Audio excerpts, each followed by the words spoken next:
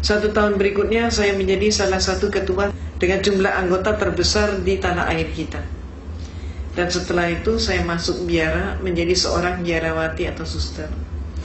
Ibu dan bapak, jujur-jujur saja saya tidak pernah bercita-cita menjadi seorang muslimah. Cita-cita saya menjadi seorang biarawati dan saat itu sudah tercapai. Namun pada saat justru saya sudah mencapai cita-cita saya, disinilah Allah menyelenggarakan kehidupan hambanya. Pada saat saya di biara, dari seluruh mereka yang masuk biara hanya ada 2 orang saja. Satu adalah diri saya yang diberi tugas khusus, yaitu untuk kuliah di biara dan sekaligus kuliah di Institut Filsafat Teologia yang disebut Seminari Argu, pendidikan akhir pastor. Di sanalah saya menekuni comparative religion, termasuk menekuni Islamologi. Tapi Islamologi yang saya terima di sana bukan untuk menyatakan Islam agama yang hak, tapi sebaliknya untuk menyatakan Islam agama yang jelek. Mereka menyatakan, kalau Anda ingin tahu tentang Islam, lihat saja umat Islam di Indonesia. Maka di Indonesia ini orang yang melarat agamanya apa? Islam. Yang bodoh agamanya apa? Islam. Yang kumuh di bantaran sungai agamanya apa? Islam. Yang kehilangan sandal sepatu hari Jumat siapa? Islam. Yang gak mau bersatu, bercerai-berai terus siapa? Islam. Yang jadi teroris siapa? Juga dikatakan Islam. Maka teman-teman saya sepakat dengan kesimpulan bahwa kalau begitu Islam agama yang jelek. Pada saat itulah saya katakan penyimpulan itu belum benar. Islam jangan hanya dilihat di Indonesia, coba kita lihat bagaimana di negara-negara yang lain. Saya kemukakan contoh, coba kita lihat bagaimana di Filipina. Di Filipina ternyata orang yang melarat dan bodoh agama mereka bukan Islam, tapi adalah Kristen dan Katolik. Meksiko adalah negara yang miskin, dan di sana yang jadi maling ayam, pencopet, pencuri, pemabuk, pemerkosa, penjudi dan lain sebagainya tidak ada satupun yang Islam. Semuanya adalah Katolik atau Kristen. Mesir keadaannya berbalik dengan tanah air kita. Kalau di Indonesia kita berbicara tentang pembantu rumah tangga dan dikatakan beragama Islam, majikannya banyak yang non-Islam.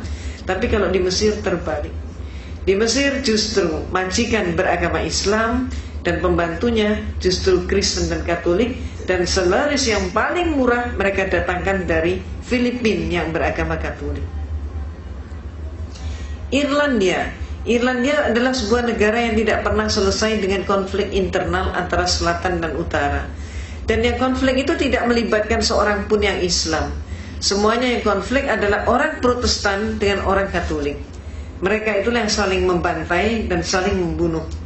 Dan oleh masyarakat Eropa, yang dijuluki sebagai teroris itu adalah Irlandia dengan julukan khusus sebagai teroris Eropa. Lebih lanjut lagi kita ke Italia. Di Italia yang menjadi gembong obat bius dan perjudian tidak ada satupun yang Islam. Semua mafioso beragama Katolik. Maka saya katakan kepada dosen saya, Pater, sebutannya Pater atau Pastor, saya katakan Pater, tidak terbukti bahwa Islam jelek. Maka saya kemudian mengajukan solusi sekaligus usul, minta izin untuk mempelajari Islam dari sumbernya sendiri.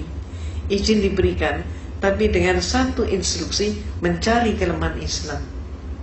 Inilah untuk pertama kali saya berkenalan dengan Islam. Pertama kali saya ngaji, saat itu saya masih di biara dengan kapasitas sebagai seorang biarawati. Tapi ketika saya memandang kitab suci Al-Quran, melihat huruf hijaiyah, saya pun jadi bingung.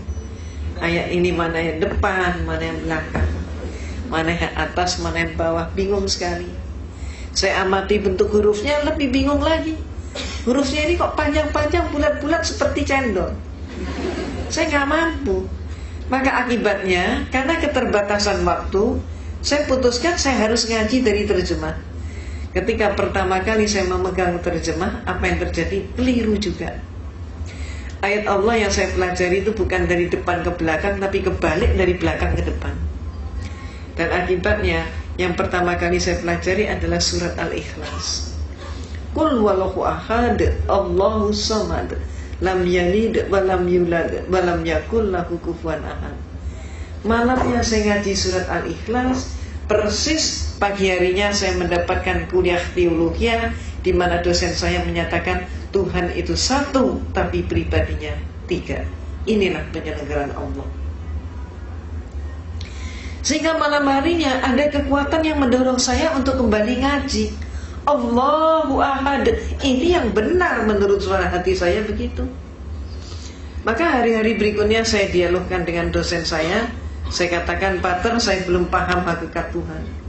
Maka kemudian dosen saya pun bertanya, bagaimana mungkin seorang biarawati tidak paham hakikat Tuhan? Kaget sekali dia. Maka dia pun maju ke papan tulis, menggambar sebuah segitiga sama sisi. AB sama dengan BC sama dengan CA. Saya ditanya, segitiga ini berapa? 1. Sisinya berapa? 3. Itulah Tuhan itu satu tapi pribadinya 3, kata dosen saya. Maka kemudian saya pun mengatakan, kalau demikian Pater, suatu saat nanti kalau dunia sudah semakin maju, ipteknya pun semakin berkembang, Tuhan itu kalau cuma 3 pribadi tidak akan mampu untuk mengurus dunia. Paling setidak-tidaknya harus mendapatkan penambahan menjadi 4 pribadi. Jawab dosen saya, tidak bisa. Saya jawab, bisa saja. Maka saya pun maju ke papan tulis, menggambar segi 4 sama sisi.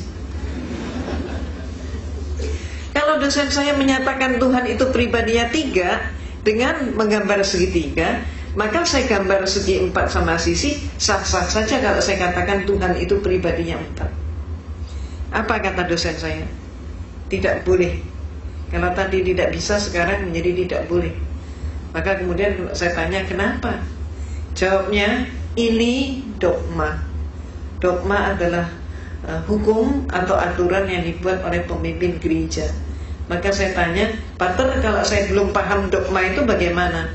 Dia mengatakan, Anda paham atau tidak, terima saja, telan saja, dan jangan dipertanyakan. Kalau Anda bertanya, kalau Anda ragu, hukumnya dosa. Walaupun saya sudah dijawab seperti itu, tapi malam hari ada keinginan yang demikian kuat untuk kembali mengkaji Al-Quran.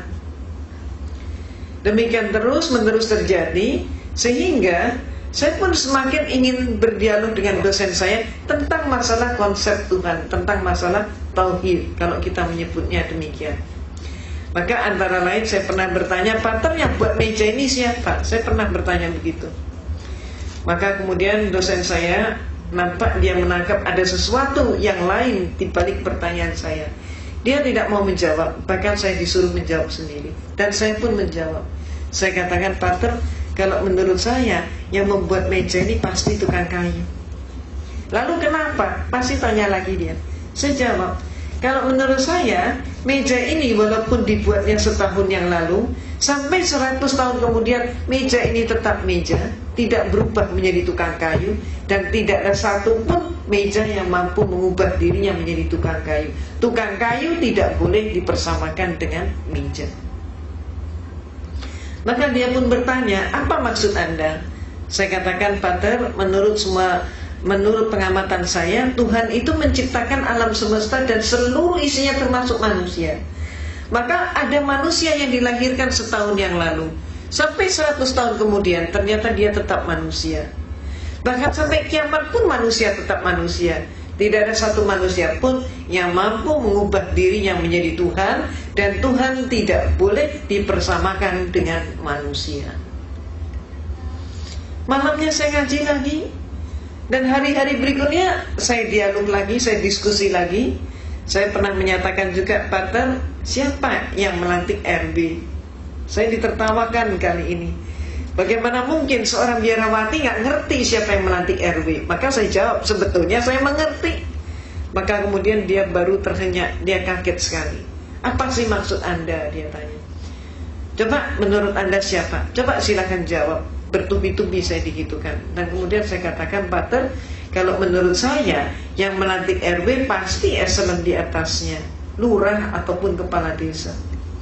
Kalau sampai ada RW dilantik oleh RT, maka jelas pelantikan itu tidak sah. Demikian pula ada 100 orang kopral bermusyawarah untuk mengangkat salah satu teman mereka menjadi seorang jenderal. Walaupun yang melantik 99 orang, tetap saja pelantikan itu tidak sah. Apa maksud Anda? Dia tanya. Maka saya katakan, Pater, menurut pengamatan saya, Tuhan itu menciptakan alam semesta dan seluruh isinya termasuk manusia. Manusia hakikatnya sebagai hamba Tuhan. Maka kalau ada manusia melantik sesamanya manusia menjadi Tuhan, jelas pelantikan itu tidak sah. Malamnya saya ngaji lagi, terus seperti itu. Dan kemudian saya diskusi lagi, sampai pada klimaksnya saya bertanya tentang sejarah gereja. Saya katakan, Pater, menurut semua literatur yang saya pelajari dan kuliah yang saya terima, Yesus yang oleh umat Islam disebut Nabi Isa alaihissalam, ternyata Yesus itu untuk pertama kalinya dilantik menjadi seorang Tuhan. Peristiwa itu baru terjadi pada tahun 325 Masehi. Jadi sebelum tahun 325 Masehi, Yesus belum jadi Tuhan. Yang melantik Yesus jadi Tuhan siapa? Yang melantik Yesus jadi Tuhan adalah seorang raja Romawi, yaitu Konstantin. Pelantikannya terjadi dalam rangka sebuah konsili. Konsili ini bahasa Latin Romawi, artinya adalah konferensi, atau istilah kita yang lain adalah muktamar. Terjadi di kota Nizea. Maka disebut Konsili Nizea tahun 325 Masehi. Ini untuk pertama kalinya Yesus jadi Tuhan. Jadi sebelum itu dia belum jadi Tuhan. Sayangnya sejarah ini tidak dipahami oleh 98% umat Kristen. Walaupun sejarah ini ada di dalam buku-buku mereka. Cuman dengan sengaja pemimpin-pemimpin gereja menutup sejarah tersebut agar supaya umatnya tetap tidak tahu. Kenapa? Kalau sampai umatnya tahu, umatnya akan terguncang sekali kalau mengetahui Yesus diproses dari manusia menjadi Tuhan, dan yang melantik adalah seorang manusia. Maaf, keadaan yang terjadi di tanah air kita, Kristennya sendiri juga nggak ngerti konsep ketuhanan Yesus, tidak tahu sejarahnya. Mereka kemudian menyerang kita umat Islam dengan program kristenisasi dan pemurtadan, sedangkan kita umat Islam juga sayangnya gak tahu sejarah itu. Itu sebabnya apa yang saya informasikan ini termasuk menjadi bekal dakwah kita. Kalau ada serangan, katakanlah yang hak itu hak, yang batil itu batil. Sejarah ini perlu diungkap.